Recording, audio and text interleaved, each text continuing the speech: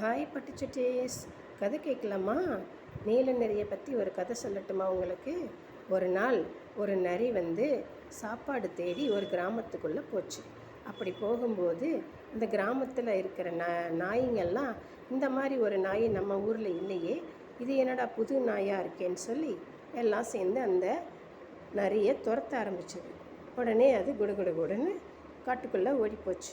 ஓடி போகும்போது வழி கால் தவறி எடறி விழுந்து ஒரு ப்ளூ கலர் சாயத்தொட்டிக்குள்ளே விழுந்துருச்சு.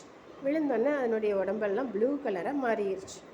அப்படி மாறின உடனே அது என்ன பண்ணிச்சு, அப்படியே காட்டுக்குள்ளே ஓடிச்சு. இதை பார்த்தோன்னே மற்ற மிருகங்கள் எல்லாம் பார்த்துட்டு, ஐயோ நம்ம காட்டுக்கு ஏதோ புதுசாக ஒரு மிருகம் வந்திருக்கே அப்படின்னு சொல்லிட்டு பயந்துக்கிடுச்சுங்க.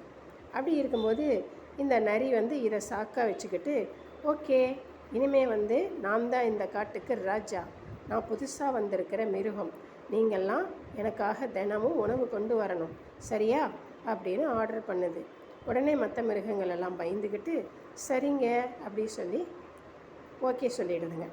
அப்புறம் ஒரு நாள் சிங்கராஜாவும் பேசாமல் அமைதியாக இருக்குது.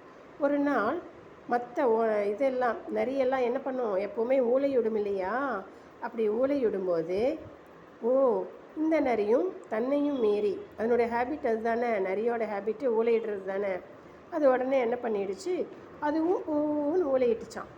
உடனே மற்ற மிருகங்கள் எல்லாம், ஏய் நரிப்பையலா நீ மேலே சாயத்தை பூசிக்கிட்டு எங்களையெல்லாம் ஏமாத்த காட்ட விட்டே, அதையிலேருந்து உங்களுக்கு என்ன தெரியுது குட்டீஸ், நாம் எப்பவும் நம்மளாக இருக்கணும், மற்ற பொய் சொல்லவும் கூடாது. இதில் நமக்கு என்னாகும், மற்ற மிருகங்கள் எல்லாம் அந்த நிறைய துரத்துச்சு பற்றியா, அந்த காட்டை விட்டே துரத்தி விட்டுருச்சு இல்லை, அது எப்பவும் வாழ்கிற காட்டை விட்டு ரொம்ப தூரம் போயிடுச்சு.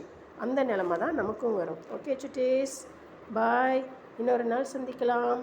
கதை பிடிச்சிருந்தா ஷேர் பண்ணுங்கள், லைக் பண்ணுங்கள், மறக்காமல் பெல் பட்டனை ப்ரெஸ் பண்ணுங்கள். நன்றி.